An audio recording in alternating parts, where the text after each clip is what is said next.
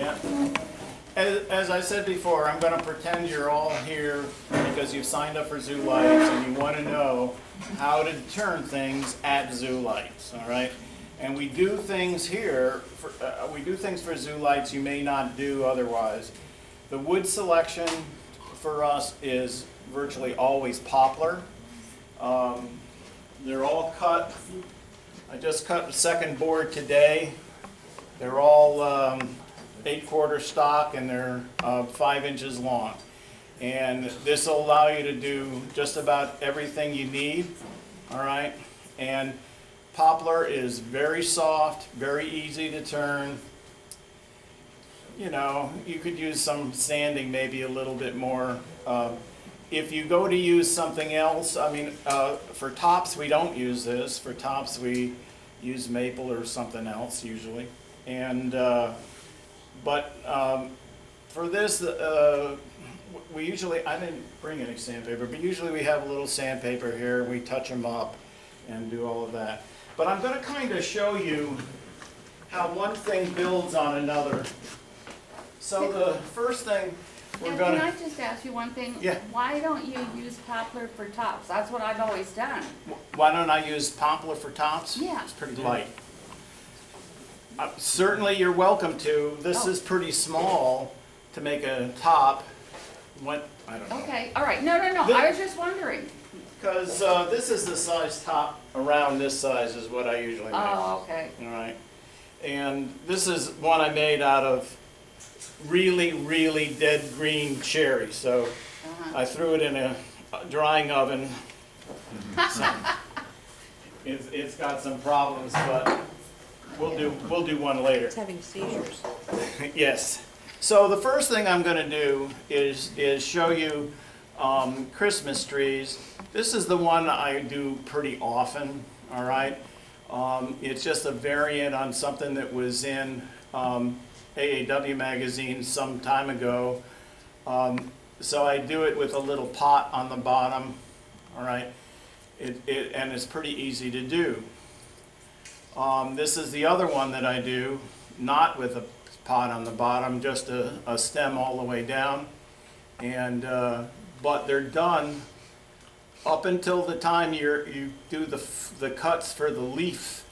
They're done the same. All right.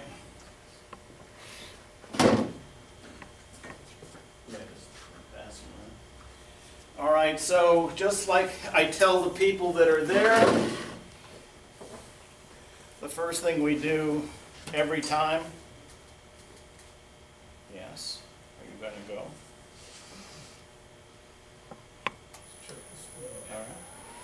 All right. Is we got to go from square to round. Most people haven't seen this, so it's nice if you have a little pattern to keep up when you're talking to the people. Now, this is because these are 2 1/4 or 2 inches square. I can mount them in a chuck with 50mm jaws, as long as I put the corners in the interstices of the jaws here, okay, and that'll hold. If you're getting some of the wood, because there will be in here, in the bottom of these buckets, there'll be something like this, which is a piece of holly. You can see it's not very square, all right. This, mount between centers first, turn a tenon on it, and then put it. Then put it in the chuck.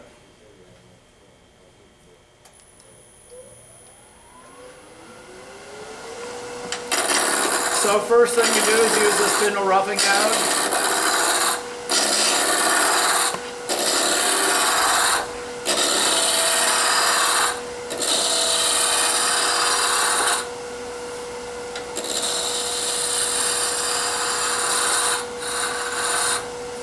Okay.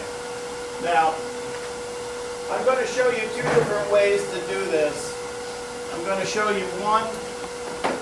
I know some of you don't like a skew very much, but a skew is really the quickest way to do it. So I'm going to do one of these with the skew and one of them with spindle gouge. But first, I'm going to get a rough shape. And I always do the top of the tree here, because I get pretty thin, so that should be out at this end, and the bottom of the tree will be there. And one thing to remember, when you're trying to make a taper like this, all right, the one thing that really moves is this hand, if you're right-handed, has to continue to go up as you make the diameter smaller.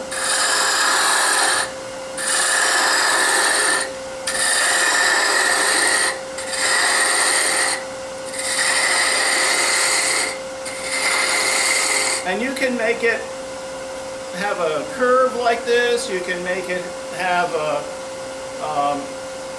be straight, it doesn't really matter.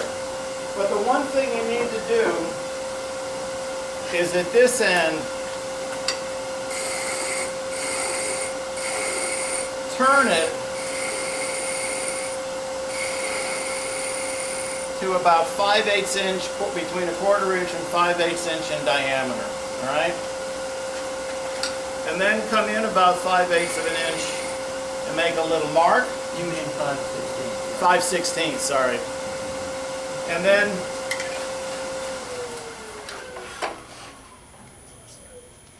of course this will be on mini lathe, so we'll have small tool rest.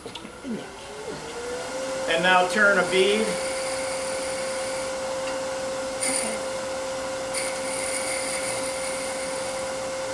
All right, now you can do this now. This will be out there. It's just one of these little toothpicks from Harbor Freight. That's where the eyelet's going to go.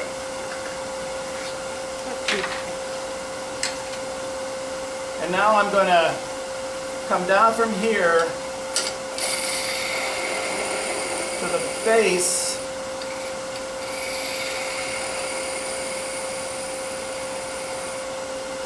of that bead. And if you need to adjust that and make that a little smaller, that's fine.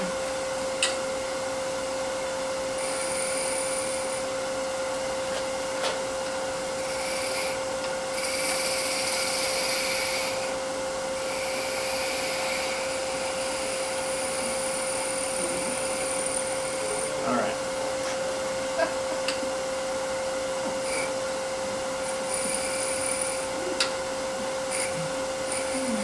Alright, there we go.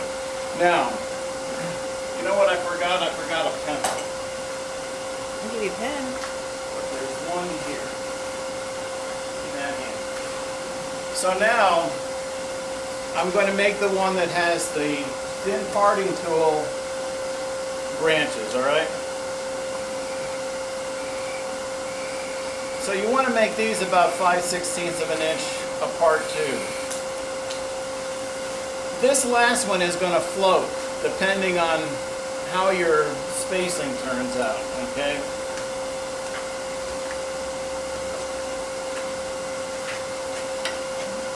And you want this really perpendicular.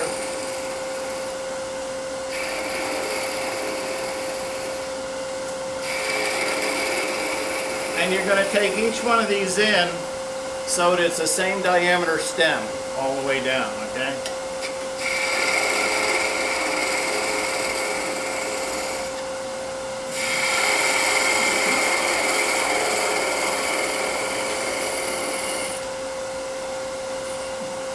And that's enough. So then I'm going to come back with a regular parting tool. Now this I should take some sandpaper too, but what the heck.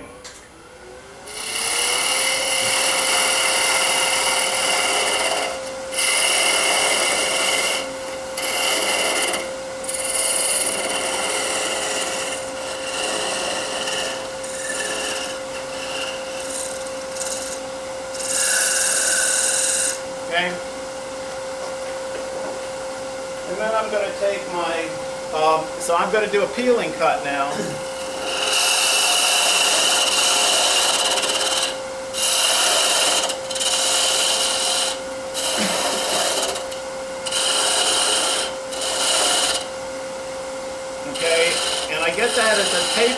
want for the pot at the bottom. And then I just come down to the bottom end. Oh, it just broke off. I mean,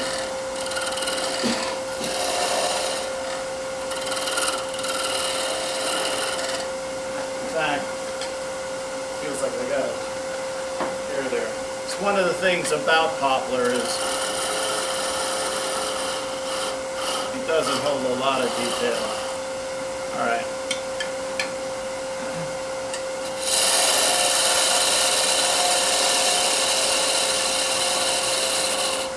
So now I'm going to come in here and just do that a little bit more. And that'll give me that. And then I can come and part it off wherever I want.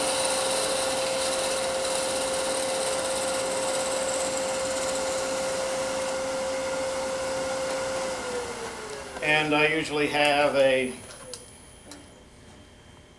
my knife here. We'll have something there. You just trim the nub off the bottom. Now again, this is pretty rough because this is poplar and I didn't even sand any of it, but you can get the idea. And the other thing about poplar, it's definitely soft enough to do this too. If you do this with something like hard maple, you got to be really careful because it's the brass, you'll just twist that off and it's right where you want it. What I have is, I bought some new things, some new pens. They didn't work it very well, as you can see. These are glitter pens. Ooh. All right, so I did do that one that's going around. The gold at the top is glitter. The green on it was the glitter pen. You didn't look very glittery. And then I got some of these poster markers. What we've been using in years past that work pretty well are these, where they have a brush at one end. Okay, we've torn the crap out of them, and that fine end. The one thing I will tell you, if you're going to use something like this with a brush, this is how you paint. Not like this. Oh. You let it trail and it doesn't tear up the nib. Okay. All right. So that's the first one. Are we timing you? For each Yeah, one? not really. I mean, I'm just going to try and get through all of these. But how long did that take? 10 minutes? No, probably, I think 4. Oh, well, whatever. So I bought enough wood that to do 300 pieces. Good. Well, I'm thinking, you know, you got 2 people. If you're turning one every 10 minutes and you're turning for 3 hours, okay, that's Pretty tight. 36 a night times the 10 days we're there, or however many days we're there. I don't know, something like that. I thought you're gonna do 300 tonight. We need hands And I on have the a bunch regular. of holly. Huh? Yeah, well, that's Yeah, this is true. You were distracted. You want to see that? the one thing I want to tell you about with, you definitely do not, if you have one of those pieces that's not square like this, you definitely want to take the time to put it in the chuck and turn a tenon and do all of that, because there's no screen between you and the kids. All right? There's, the table ends right about here. There's a chain across, and then they're right there.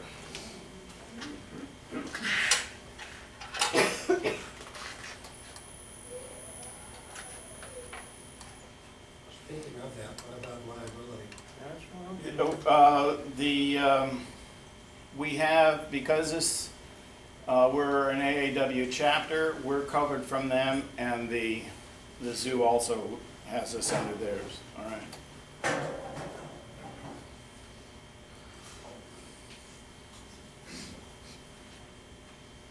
the same problem he was having, isn't it?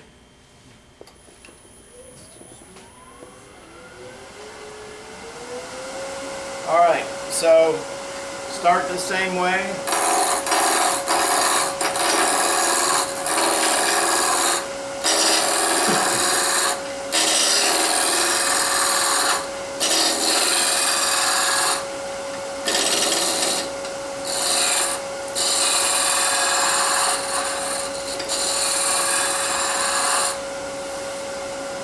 So because you don't have on this style tree, because you don't have a specific series of steps you have to do, you can kind of, I mean, you do have a series of steps, but not as careful as that one. You can go and pick pretty much where you want this to end. And so you do it the same kind of way. You start with a taper.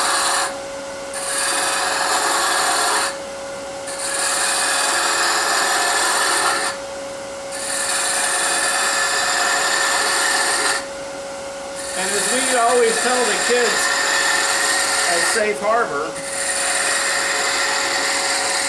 none of this is done with your hands. None of this is done with your arms, all right? Once you get the cutting angle established, it's your body movement. You can see I have this locked into here, this locked into here. And the way I get from left to right is by moving my body.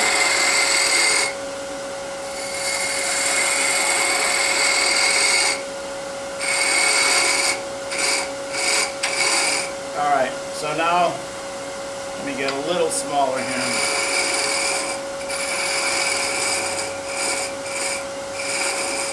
All right. So same kind of thing as before. I'm gonna turn a bead.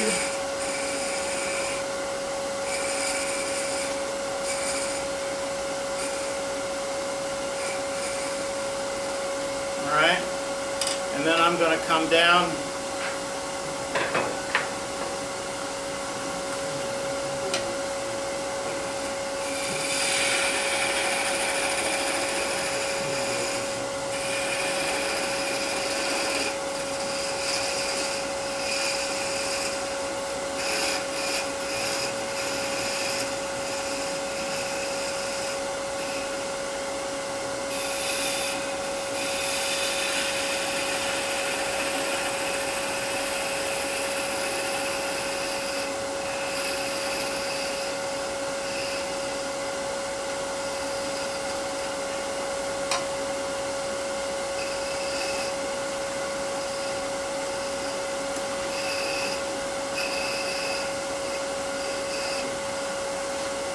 Okay.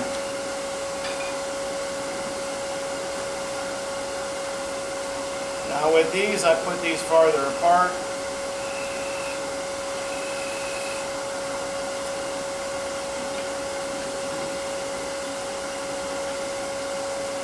And I'm going to come in.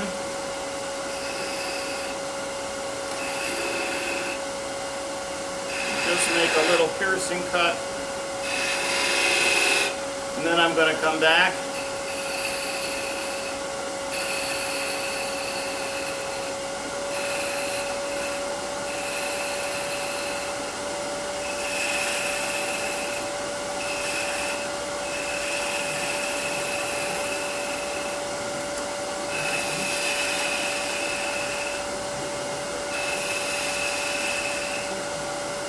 I think I'm going to come back here. Make one more.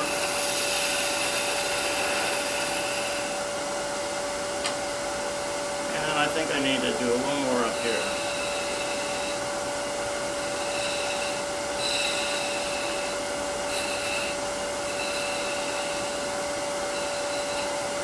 All right.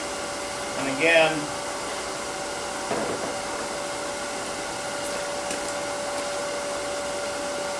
What tool are you using there, Ed? Can I pass it you can around? pass that around, but I need it sometime soon. Okay, and then this one you can just use your parting Really? tool. Is it in the set? What is it? You know, Oh, it's demo tool, I got it. in one of those dentist sets. Yeah.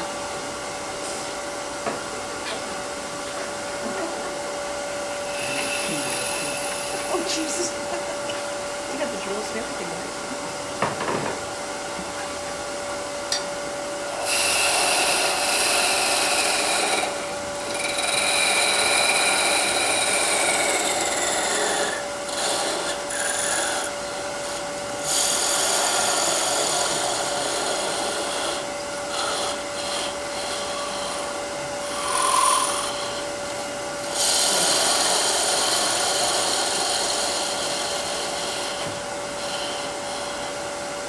Okay.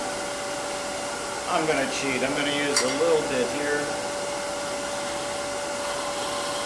I didn't like that taper. Yeah, that's better.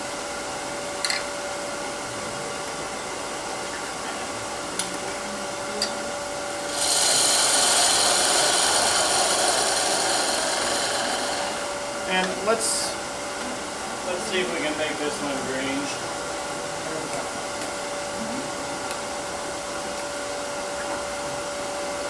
You let that drag.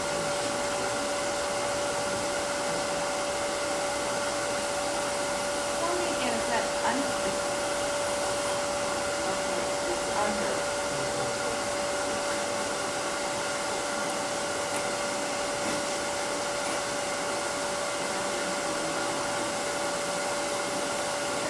Oh, there's the artist green. Oh, painted all green.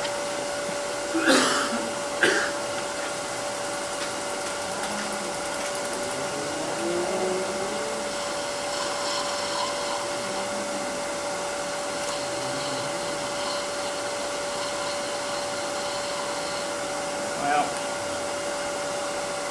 Sharp. didn't like that being green first, so. So we're going to turn off some of that green. Ah.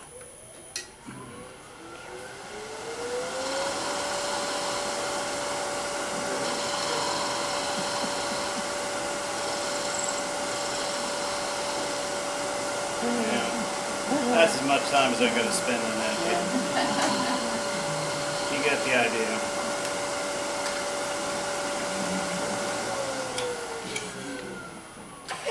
I'm not going to let you get me, Bob. I turned my mouse up when you turned it off before. Yeah, but that's once. I mean, I've been turning it off and on every other time here.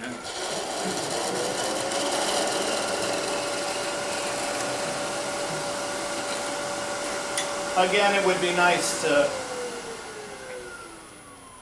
go through this with a little sandpaper, but again, this is not something you're making to give to your kids and stuff. So there is a limit of how much time you can spend on each one of these.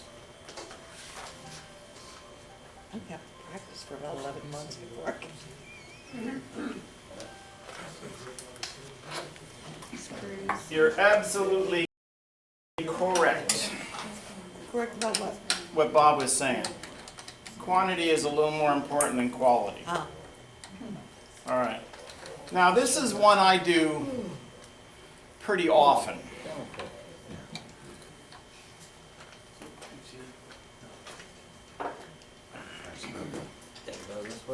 Sir, my angels. Okay?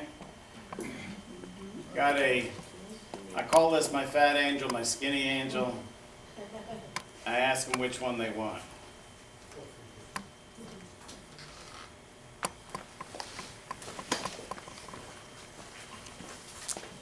Thanks. So once again, he's going to spin it this time. All right. So this I'm just looking to get round.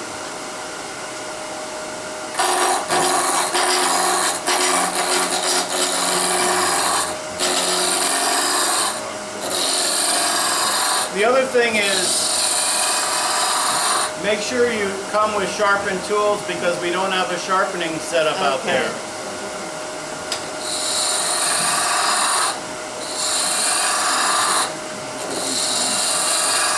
Yeah.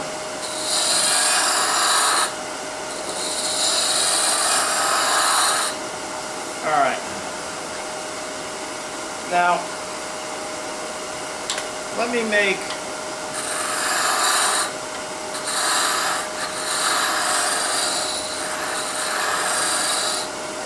the full skirted one first. So I'm going to make a mark about 1.5 inches up. All right. And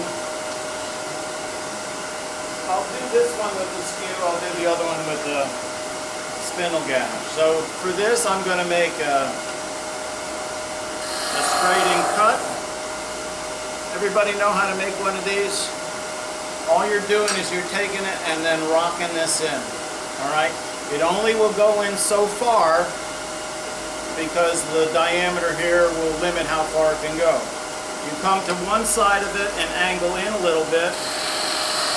Come to the other side and angle in the other direction. Then you can go make another cut.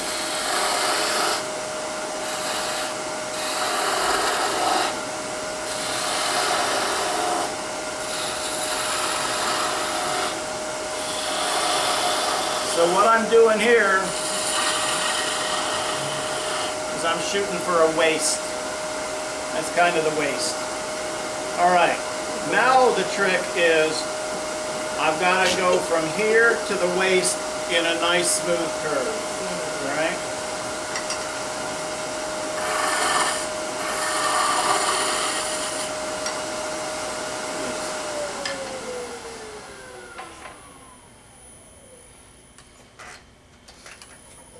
This is the difference between a comfort rest and I have all the other kinds, the standard ones. This is my grip. I have my finger underneath here. I got these 3 fingers around the tool. I got my thumb on the tool rest and stopping the skew or gouge from moving. So I have this totally captured. It can neither swing back nor go forward.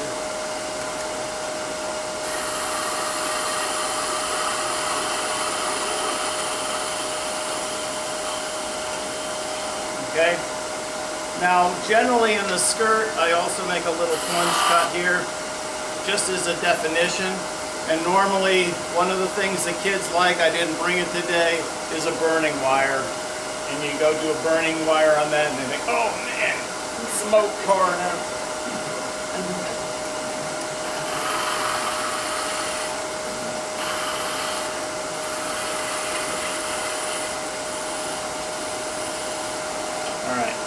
The other thing I do is make a divot in the center.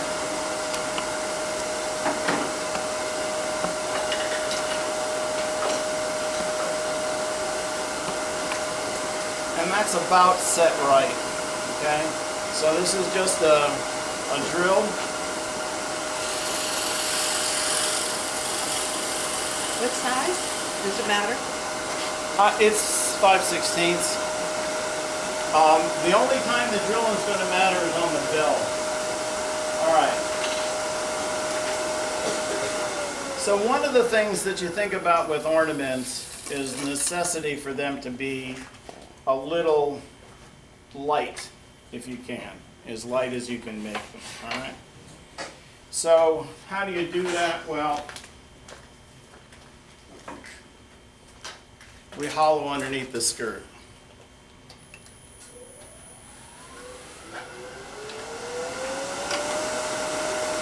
So if you haven't hollowed something like this before, the way I do it is I take my spindle gouge, I come in, the flute is open at about 10 o'clock, all right? Then I can just pull it out.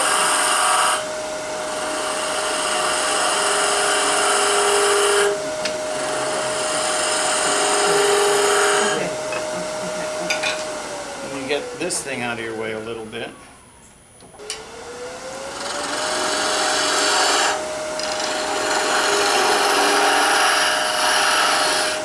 I'm just going in and grabbing a slight bit more.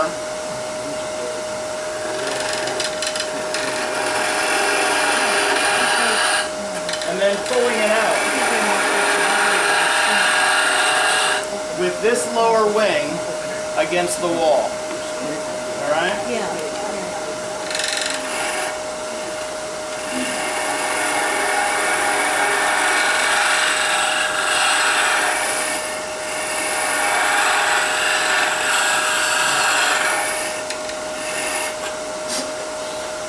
Now, if you've made this waist really small, you may want to think about when you're up near the top how close you are, okay?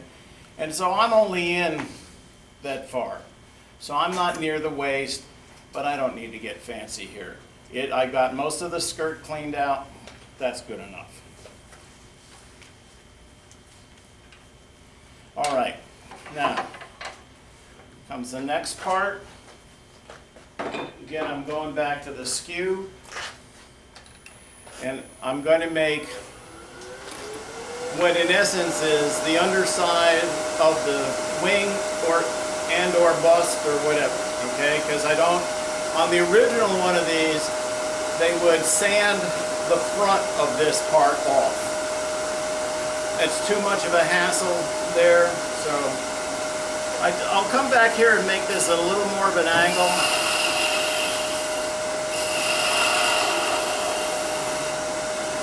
All right, now I'm going to do another cut like I did before up here.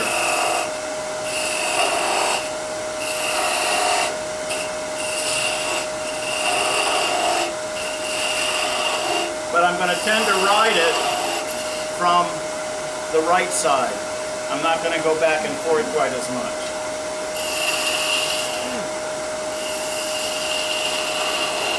All right, I'm going to go back and do a peeling cut here.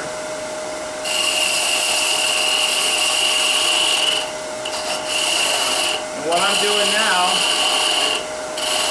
is making the head. All right? So think about the head in proportion to the body. All right? So I'm going to come back up here and make another angle cut and another cut here. Now sometimes what I do, I feel like, is that I'll come in here and I'll go in like to there, and that'll be like a collar, you know? Anyway, let me take a little more out here so I got a little more real estate to deal with. And now I'm going to just make a bead.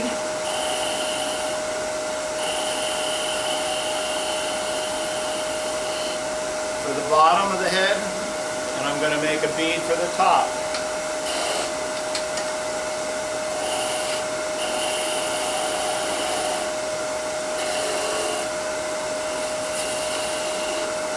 And if you try and use a skew, you will generally find you're handed, all right?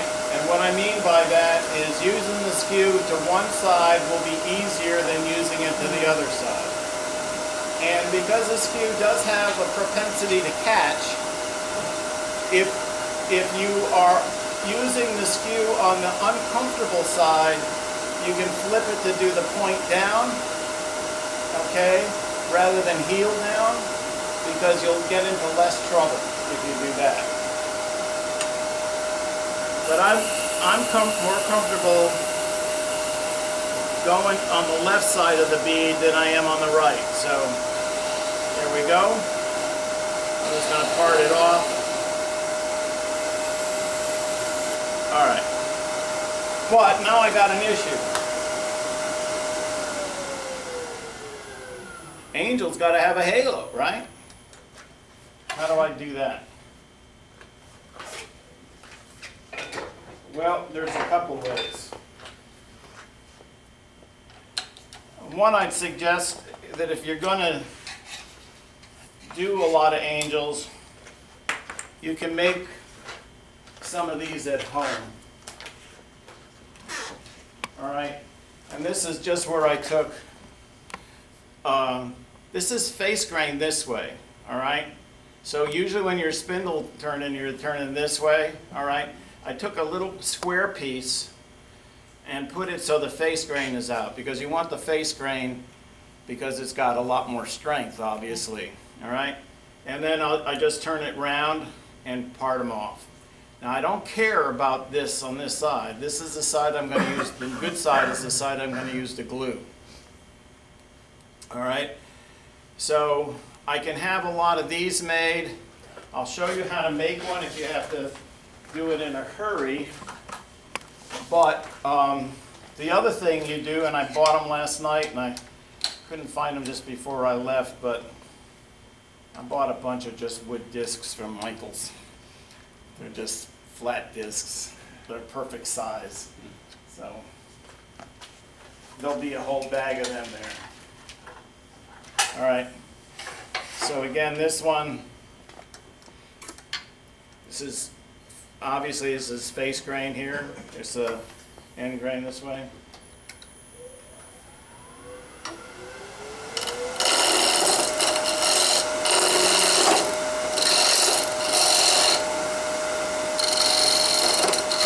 In fact, I think maybe I'll come around and do that this way.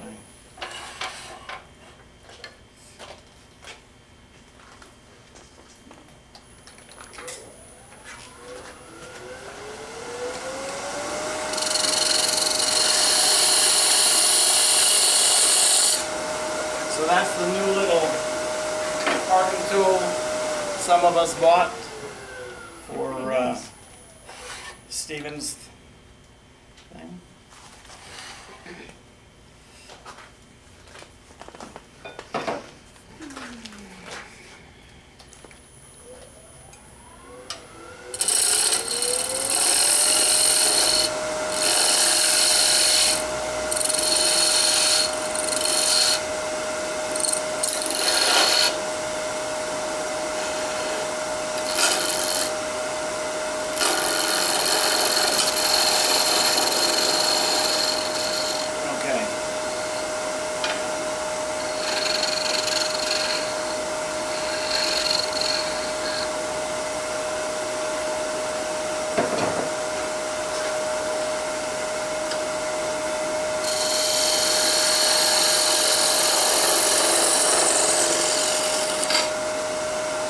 Alright, and that's how you make a halo.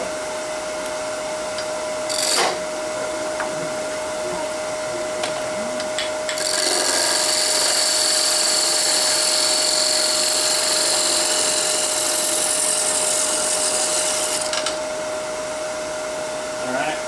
Oh, that one, oh, that's okay. Anyway. So that's how you make a halo. But now you got, where'd my...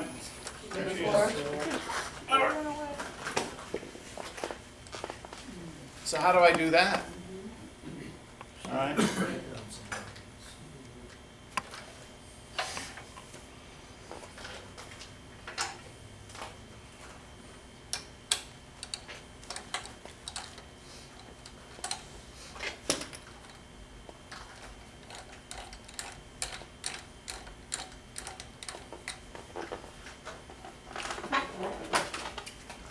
So this will be out there too.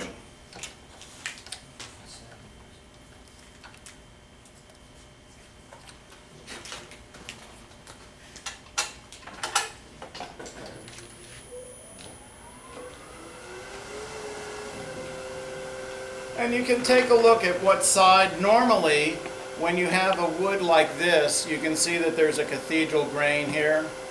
All right. So I like usually to have that in the front. So what I would do is, all right, no more headaches, nothing. So anyway, oh, and I forgot CA. So normally what I do is I'll put CA on here, accelerator on here, and just glue it on like that. All right. All right? Very good. And then it's got this ugly button on top it takes, you know, whatever, 15 seconds for this to dry, and then I just take this, holding this, put it against here. And that's how I sand the top side of that. I take the little thing again, plunge it in the middle of this, and then put the eyelet through. All right. I usually do cock this a little bit so that it's kind of like that. All right. So it's a little bit more to the front, but that sanding thing works fine, and I'll do that. I'll make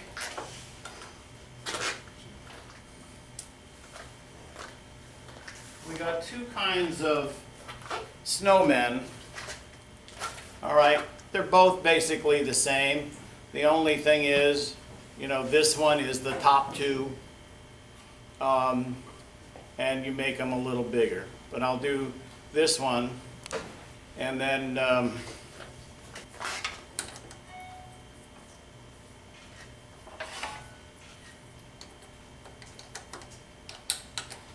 so is there anybody that has looked at this so far and said, holy crap, that's, I can't do that stuff? Me. Oh, come on. I mean, Not fast. it's really pretty basic spindle turning. That's the nice thing about it. I mean, we're doing a few little things here, but you noticed that although I was going in the opposite direction, this, I kind of think of it as going down a slope. Going down a slope for her, the Skinny Angel's skirt, is the same movement as I was doing the other way to go down to do the trees. It's the same move. I'm starting at the high end, going to a narrow end, having a target at the narrow end to shoot for. All right.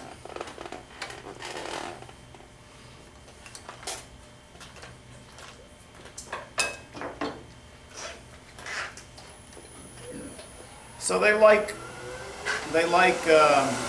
snowmen.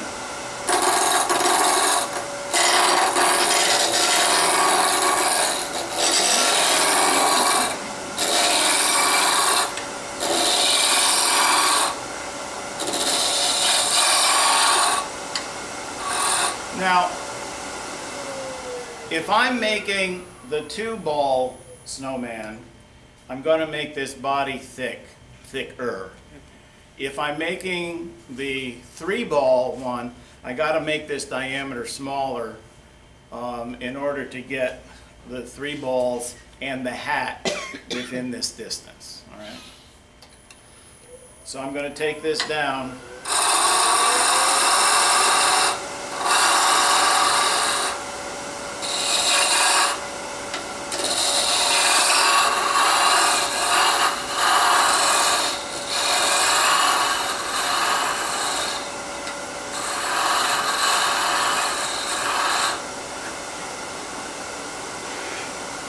Now you can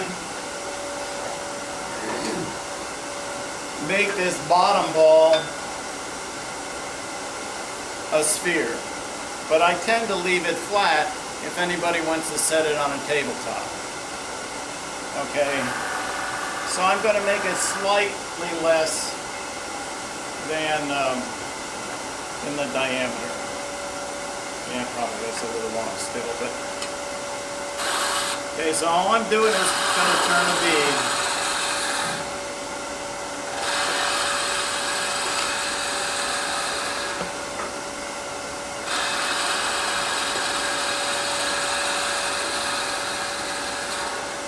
All right, now I'm going to come back the other way, do a little cut into here.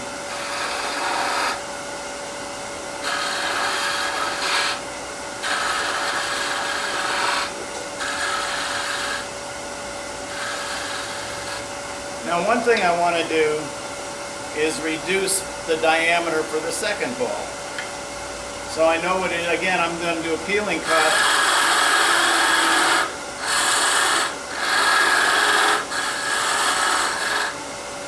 But you could You could do that with a spindle roughing gouge by putting it on its side. And then I'm gonna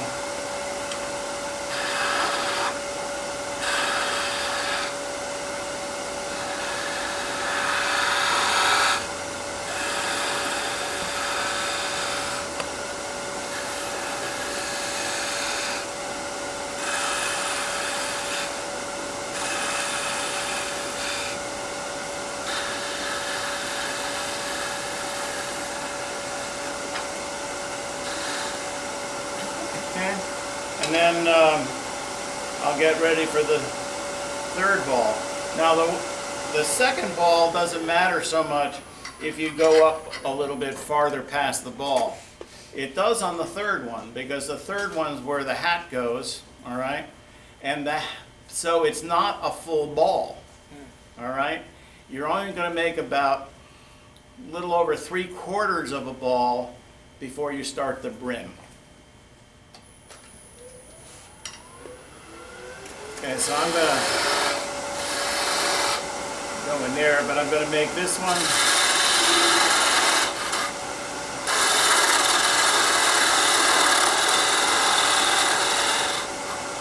All right.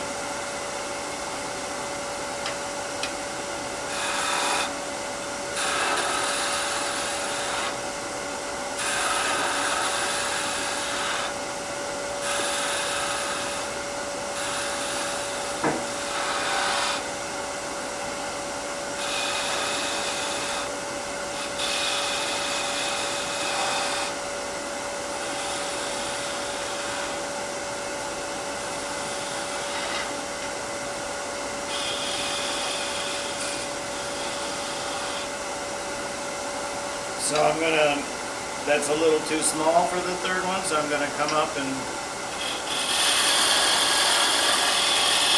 do some more.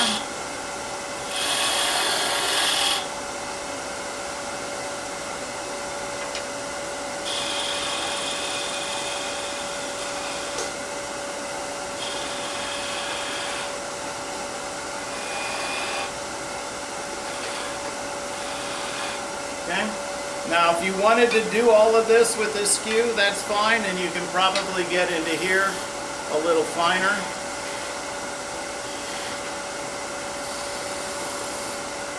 All right, but so now in this case, I can use a skew to just even up that brim, because that brim on poplar is going to get pretty torn up. So, Why would you not flip it the other way, instead of having the weight at the end working towards the fin at the chuck, start with the hat, kind of like you did with the other ones was thin, and work your way to the fatter ball closer to the chuck. Okay. This is the way I do it. This size, it doesn't really make that much difference. It's short. Yes, if it was this long, I'd say you got a real valid point. It doesn't matter to me. I tend to focus on turning beads. Beads are the hardest thing for new spindle turners to learn. All right, and so you can see it here. When it's the other way, every one of those beads is tracked. This way, the first one is at least free on one end. So, all right, now I'm going to turn the brim, or cut the brim. And I want to make sure it's not too much smaller than the head would be, you know. I'll do it with the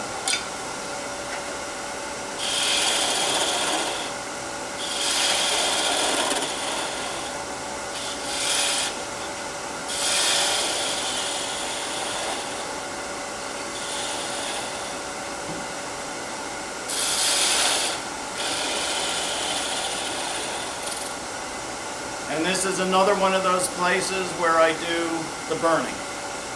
All right. So that's pretty much it. Sand a little bit.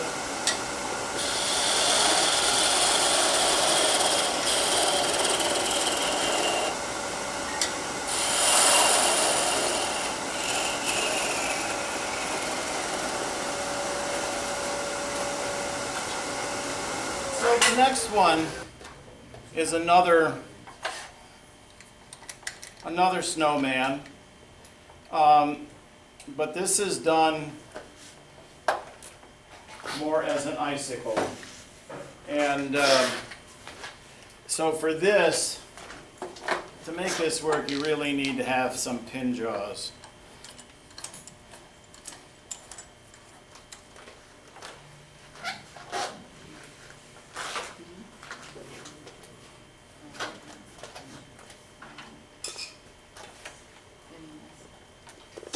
You can do those ZooLights, right? Whoop. Nice. So for this, it's good. I mean, if you have a big long piece in here, fine. I kind of brought a shorter piece. So I like to keep this in here for the extra security when I turn this around.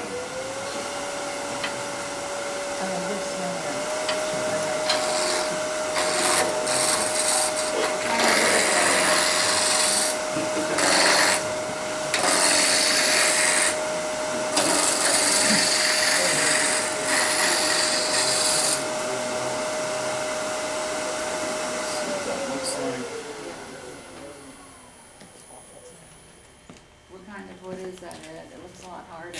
Yeah, it's cherry. Oh, okay. I'm going to smooth it up with a skew.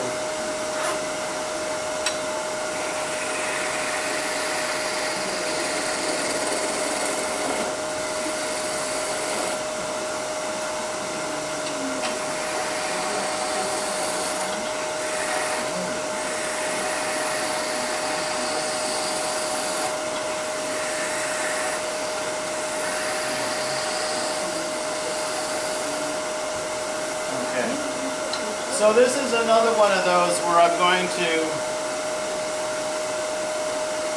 form a little bead down here.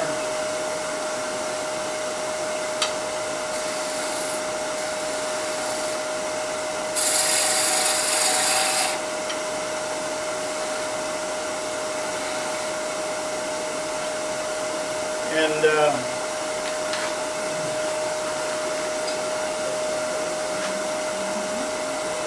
I'm going to get rid of some of this.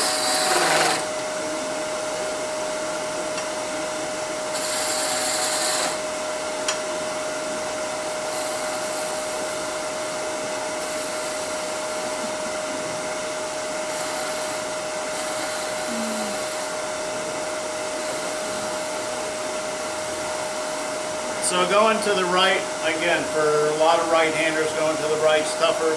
So maybe you want to do it point first. All right.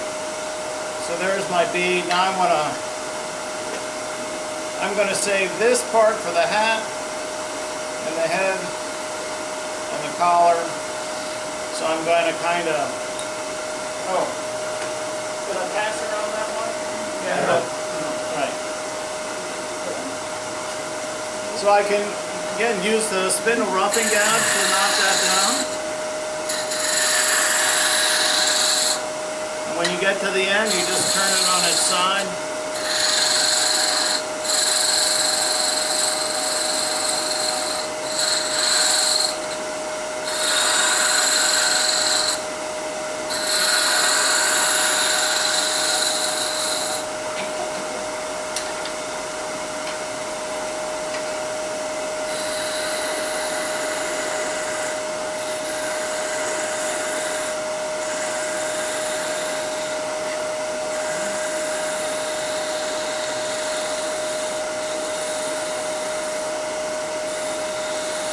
And you can make these as thin as you'd like. But I'll tell you what I say for the finial when I have taught a finial session. No matter how fine you think this is here, it's 3 times thicker once you take it off the lathe. You always think you got such a nice, slender gorgeous finial.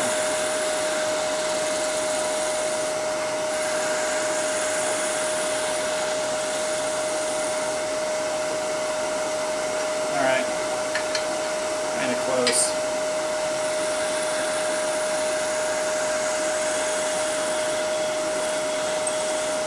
All right, so now this is going to be the collar.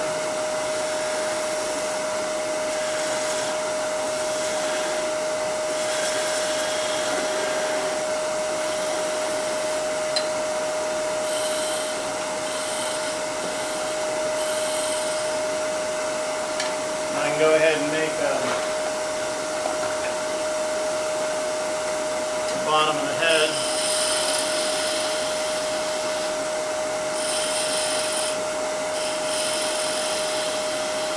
Oh, I just realized something. This piece is a little too thin. I'll tell you what I have to do. I'm going to make this a mini brim on the hat. And I'm going to make this whole thing a little thinner.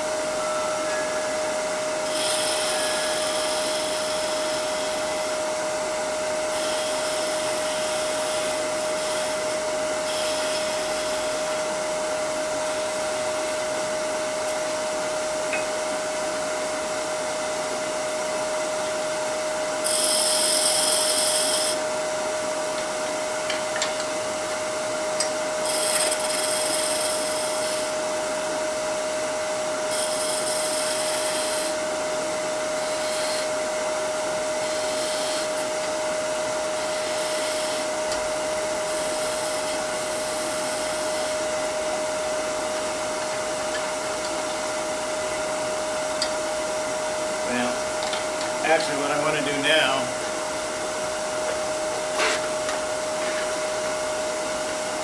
see if I can trim that a little bit.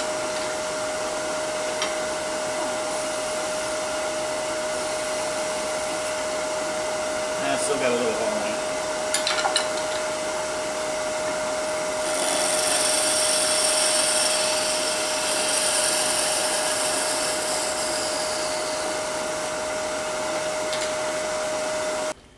Okay, so that's the little, you should really start with a bigger piece. And the stuff I have for out there is 1 inch by 1 inch. So it's easier to get a better hat brim.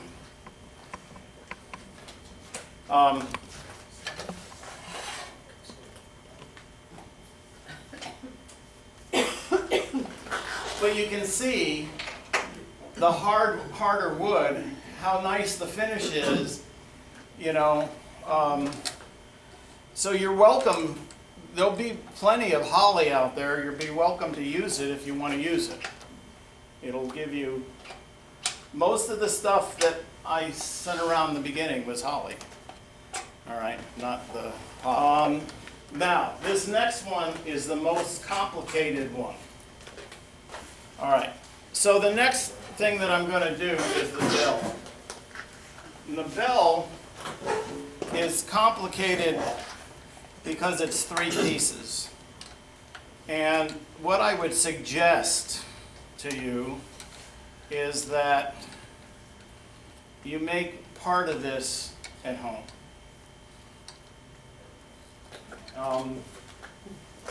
And I'll show you what this is the bell. All right. The clapper is fairly easy to turn, but you've got in here, you've got to have the linkage between the handle and the clapper, and that takes a little bit of time. And I'll show you how that's done in a minute.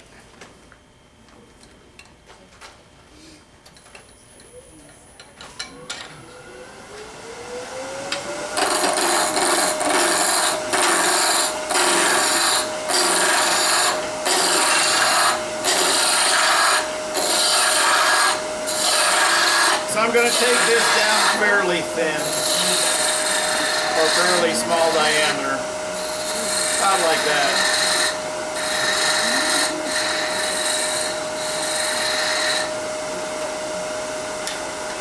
And I'm going to make the bell about to here, and I'm going to put a little button on the top.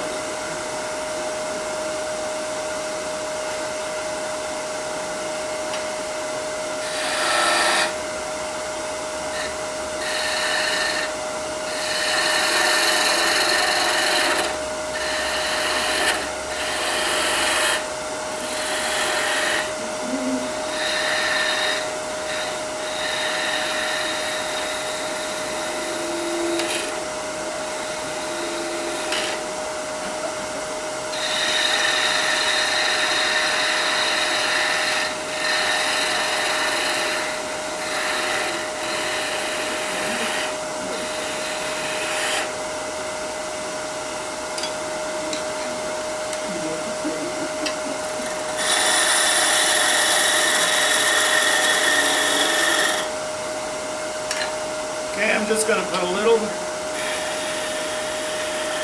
thing on top here. A little button.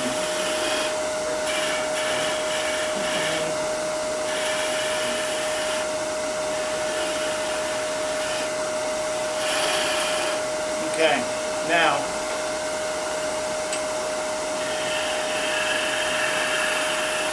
again I would be sanding this.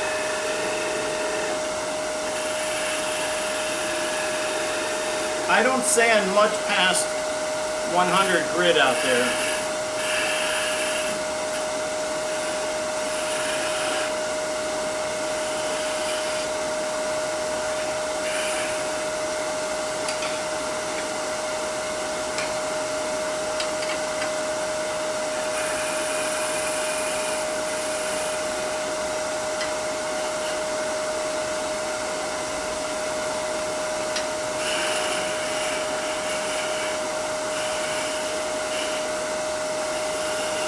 Okay, now same as before.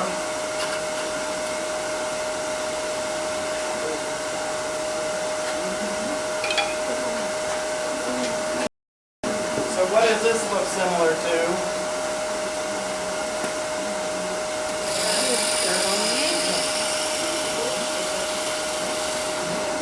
Basically I'm going to do just like I did for this skirt.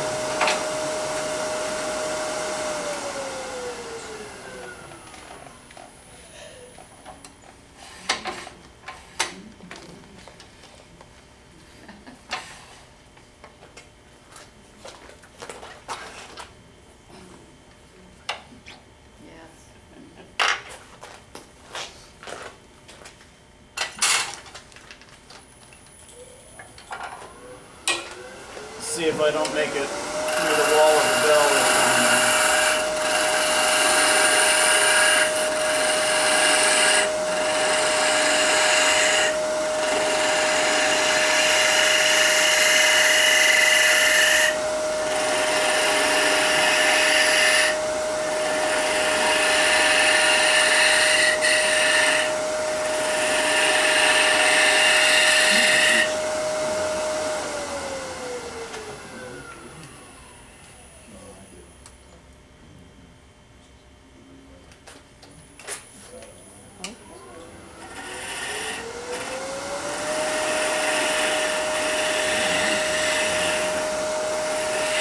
Okay, now, the one thing I want to do is I want to control the hole that goes through here, all right?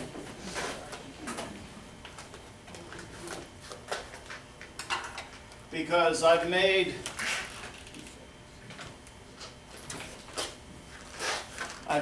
the handle and the clapper of a certain size. They're both 1/4 inch.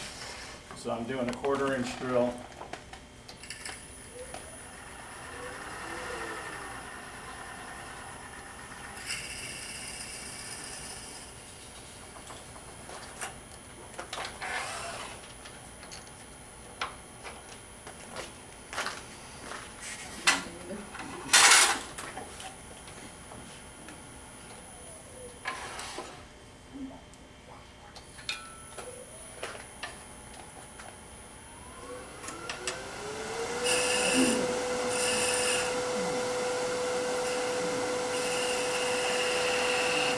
Okay, I'm going to part this off.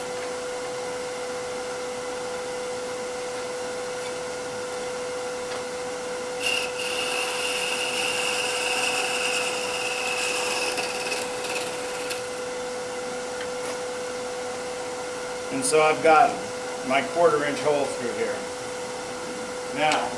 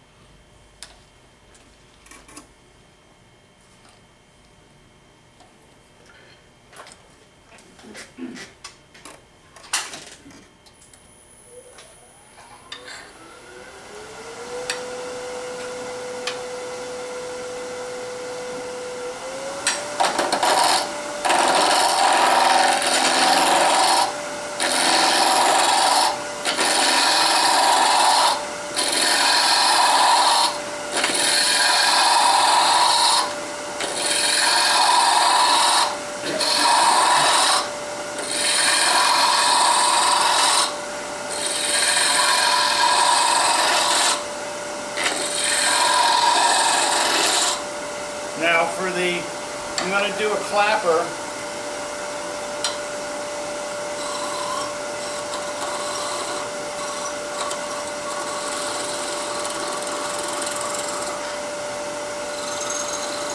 And there's a trick to the clapper.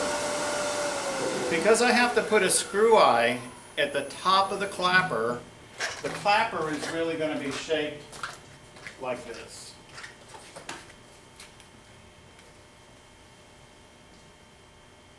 Because I need the thickness up there to put the screw eye in. If I made it really skinny all the way down, it blows it out.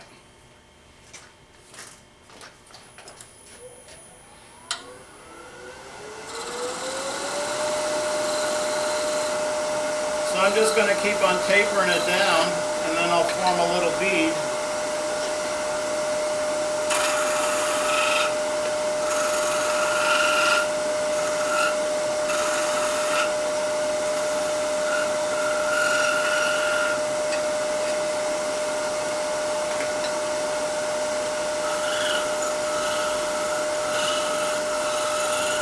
Nobody ever sees the top of the bead either.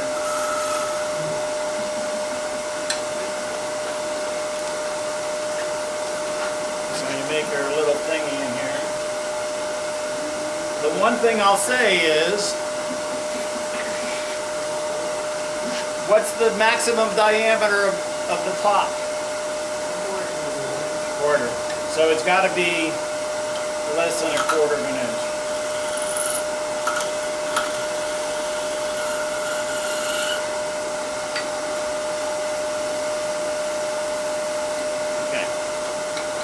So that's a clapper, all right? Now comes the handle. And the handle, all I want here is a 1/4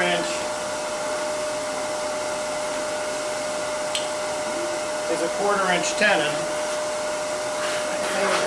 Oh, wrong. All I want is a 1/4 inch tenon. And then I usually make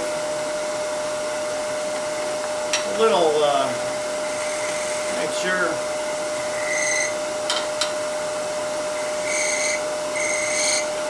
I got that flat.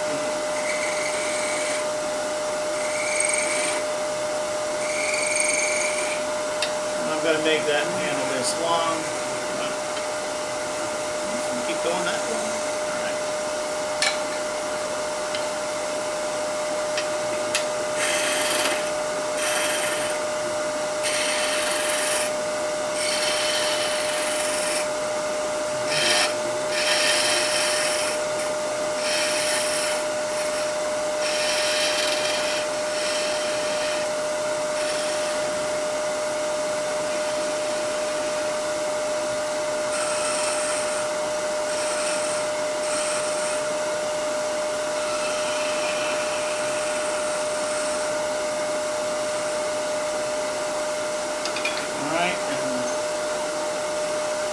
one of these on this side.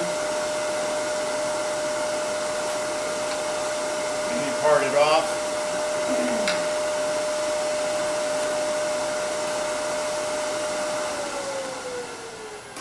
So what you do is you put an eyelet here and an eyelet here. You open up one of the eyelets, hook them together, and close the other eyelet. All right? So it's like this. Well, 100 people are watching. All right? So it's like this. This is the part you can make at home. All right? Make a clapper and put the 2 eyelets in. Then all you do is turn the handle, screw that in,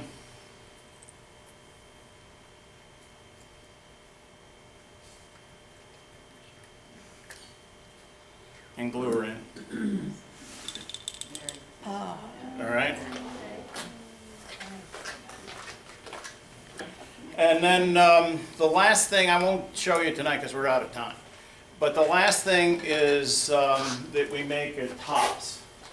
So I tend to make a top that's kind of like this.